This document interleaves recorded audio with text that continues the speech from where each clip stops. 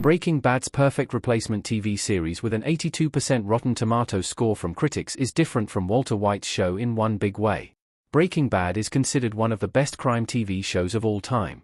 The series does a memorable job showcasing Walter White's descent into criminality as he builds a meth empire following his cancer diagnosis. A multitude of shows like Breaking Bad have come out since the series ended in 2013, some focused on what seem like average people becoming involved in criminal enterprises. While Breaking Bad's characters are unique, these other series have interesting protagonists too.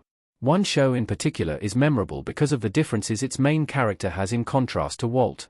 Marty Beard's reason to become a criminal in Ozark was totally different from Walter White's. Ozark is like Breaking Bad with a much darker storyline. Walter White became a criminal in Breaking Bad to provide money for his family after he died, and later for the thrill of his crimes. However, a similar show, Ozark, has a main character with different motivations. In the Netflix crime thriller, Marty Beard initially starts laundering money for the Navarro cartel because it seems like a safe opportunity. Unfortunately, it doesn't stay this way when his partner, Bruce, skims $8 million from the cartel.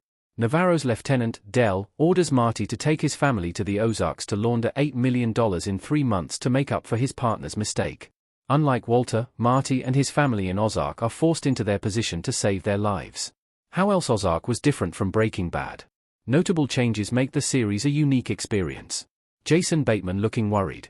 Aside from this big difference between Walter and Marty's influences, Ozark has plenty of other story differences contrasted with Breaking Bad.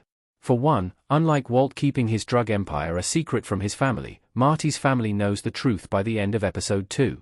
His wife, Wendy, even had a hand in pushing him to initially start laundering money. The story of Ozark is also much more sprawling, with rival drug dealers, unfortunate bystanders, and law enforcement being heavily involved in the show from the start.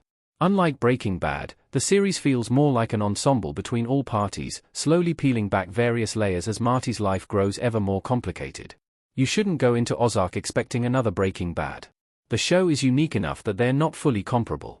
Jason Bateman's long-awaited Ozark reunion is finally happening in his upcoming Netflix thriller show, but their S.A. Twist v1 custom image by Yida Chacon. Because of how different both shows are, it's not wise to go into Ozark expecting an experience exactly like Breaking Bad.